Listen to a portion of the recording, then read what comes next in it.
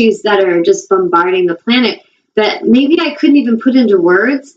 And my soul was okay with that. It was just like, wow, there's a lot of stuff happening right now. And it was just like intense. Well, wonderful. I say that because I'm going to read you a little thing. I was on Facebook a little bit earlier this morning, and there was a girl, and she's a sweet soul, and she's very positive for the most part. And she was kind of calling out for love and support and just saying how things were just not going well for her.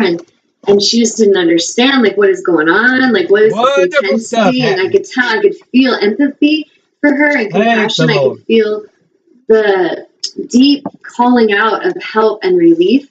And so a person had tagged this on her post, and I wanted to read it to you because it's connected to the full moon right now, which is a super moon, and it's in Pisces. And as I was reading it, it made so much sense to my soul. So I knew I was guided to her post, and I read this, and it helped answer deeper questions in me. So if any of you out there today are just feeling kind of emotional and feeling just like, what the F?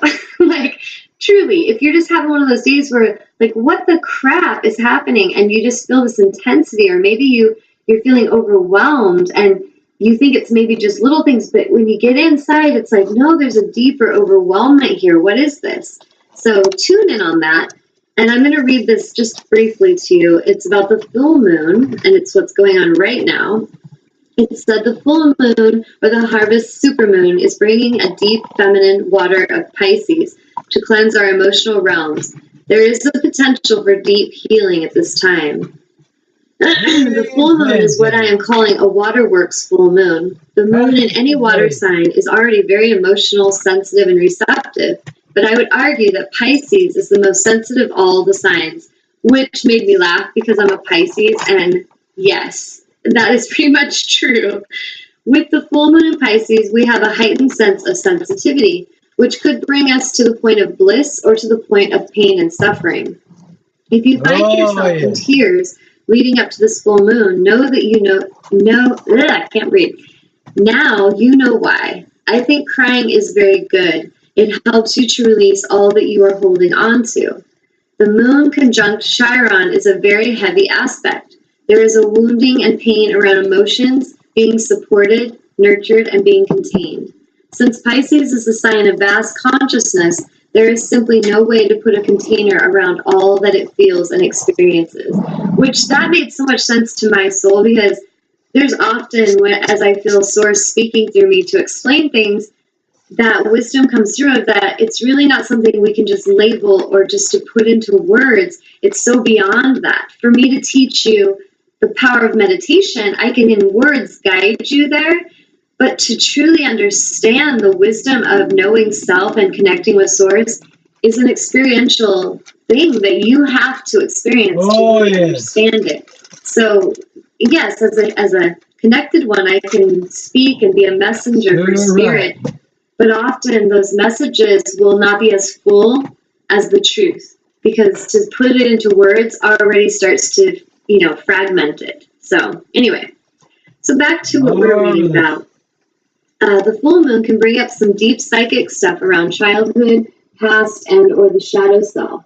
Looking at any wounds and pain or denial we have around codependency, enabling, addiction, victimization, or playing the martyr is key right now. So really great things to tune into. I know for myself, as I looked into that, I was really tuning into the enabling aspect of how oftentimes I feel like I'm being a good mom and I'm trying to help my children. I do things for them, but often if there's not much respect shown after and they're not really learning their lessons, I have to take a step back and be like, this is yours. You need to deal with this. Like, you need to learn from this, because my taking it over, my caring it for them, I can do it. I've learned how to, be very responsible, but these children need to learn that. And so sometimes we as parents need to watch that balance. We need to watch that we're giving them room to make their mistakes. We're giving them room and we're giving them support, but we're not just enabling them and giving them whatever they say they want, which may not be what they need. So that's what really stood out to me, is what I'm processing right now. To add this, on Thursday, 9/4, Chiron was perigee, which means his orbit was closest to the Earth. Whenever planets or planetoids are closest to Earth, their energy is felt more palpably. And so this amplifies the sensitivity and woundedness in the air right now. Can unearth stuff we did not see or did not want to see, particularly stuff around anger. If we have been repressing it or holding it for a while, watch out. And that's so true. I was so frustrated last night, and I don't get that angry very often, but I felt so upset it was a deep thing of being respected. And if I'm speaking, someone just talks over me, or they walk out of the room and they don't really honor when I'm trying to help them, it really upset me. And last night I had this wave of energy hit me, and it was intense. And so today, reading this, it helped me really understand that and to process it, and also to see that it's healthy, that we really, to live in a healthy, aligned way, we have to be able to let this stuff go. If I haven't been expressing my feelings to someone that I feel is very selfish or very negative, or maybe plays the victim a lot, and I'm just trying to be quiet about it and let them find their way, it may come to a point where those words need to be spoken. So for all of you listening, I'd encourage you to tune into, if you are feeling a lot of emotion, what is it connected to? And if there is anger or frustration, and you've not been speaking your truth, maybe you've been saying part of the truth, but you haven't been fully speaking, have the courage to do that. Ask Spirit, even ask Source to speak that through you. Channel your angels and ask them to help you. I know for myself, working with Archangel Michael is hugely powerful and helps me when I have to deal with a loved one or someone, maybe even a stranger, a coworker, or something that you need to express truth to. It can be really powerful for you, even if the result that you're looking for doesn't happen. I encourage each of you to look into the power of speaking your truth. And this, again, comes back to our meditative practice of living in the now. When we're really present right here, right now, then we speak truth. We're not in fear. We're not in the anxiety of what's coming to us. And we're not in the fear or the worry of what already happened. We're present. We're right here. And Sources said to me that right here. What channeled in when I was meditating before the show was that so often the very answers we seek are right here. They're right here in the silent moment of stillness. And the problem is that humans often go and race around and get more frantic, get louder, they talk more, they go do more, they distract more, they go and they entertain themselves more. They do all these efforts to, it's like all these energies and these things they go towards are to relieve that tension, to relieve that sense of anxiety and that feeling of not being connected, that feeling of not being supported. And so the quickest path, like I always tell my yoga students, is the quickest path is just now. It's just step in right now and stick to the path. And I say that because so many will have, you'll know like your body needs to be healthier, and so you'll start working out or you'll start eating better. And then a week or two later, you're bored and it didn't give you the fast enough results, so you stray again. And then eventually you come back to the path, you try it again, and then maybe you get bored or, I really did like that thing I'm addicted to. I think I'm going to go do some more of that. And so then you go there for a while, you get sick, you suffer, you struggle, and then you come back to the path. And so the ultimate wisdom here that Source is offering those who are conscious enough, which I'm sensing if you're tuning into the show, you are conscious enough to know and to hear this, is that the wisdom is sticking to the path. Stay to the path. The path of alignment is that path of self-love and that path of daily connection with Source, loving self, connect to nature, connect to Source, listen. So some of us, when we're in anxious energy, we talk a lot, and we need to shut the hell up. I'm just going to say, because I observe a lot of humans when they're really in fear and they're really nervous, they talk a lot. And I think it's partly they're trying to find the answers so much that they're talking to themselves 24/7, trying to figure it out. But what I've learned is in the wisdom, in the silence is where the wisdom will be found. When we can go silent, We can tune in and just connect to the breath. We can release that tension. We can start to release the illusion of fear. Often our fears, all things we're worrying about, are in our imagination. They're not even really imagined. And if we found that, we go back to our understanding of the laws of attraction. If we stay in that energy long enough, I'll do it. And sources help me explain why. And I'm going to read this page to you from the Getting Into the Vortex book, which I've discussed many times. But I'm going to read this page and then I'll discuss why some of you won't choose that.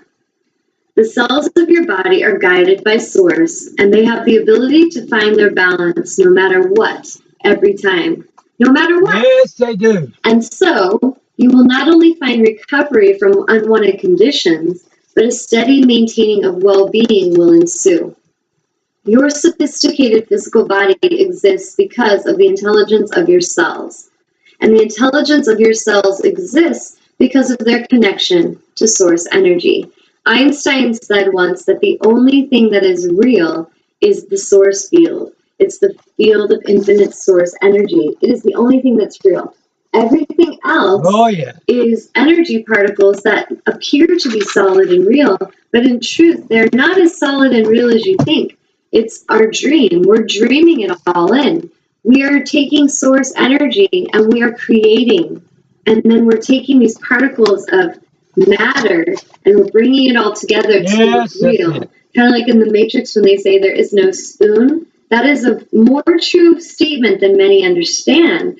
And so as we get to that place where we understand source field is real, all of this we can shift by coming back to source field. As we connect with source, we create, and we create powerfully. If you're having struggle with money, your body, your relationships, stop talking about it. Stop freaking talking about it. Stop giving so much energy to it. Stop worrying about it so much. Because as you're doing that, you are magnifying all that energy to you 100-fold. It's just, you're like a magnet for crap coming in.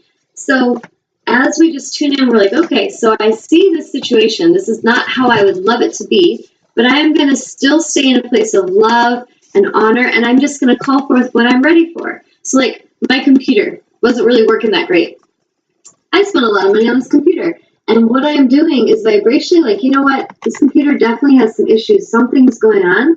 But thank you, angels. Thank you, universe, for working it out to where it's either resolved through a person fixing it or you're bringing me a new one. And we're just going to return it and everything's going to work out for my highest good. So the pause there is where I can tune in and remember, okay, I brought this to me, and I can create and bring a new one to me. I can create and release it. I can get rid of things. I can pull things in, all from my thoughts, from my actions, my words. It's all part of my creation tool. So if you're struggling in some way and you're talking a lot about the struggle, dare to stop, because it's not helping you. In fact, it is creating more struggle. If you are struggling with money, stop worrying about it, stop talking about it, and start focusing on the feeling of being rich, the feeling of wealth, the feeling of abundance. I was talking, and hopefully my sister won't mind, but she was talking with me earlier, and she said something like, you know, Tanya, I don't think I really want to be rich because I just think money just screws people up. It just ruins them.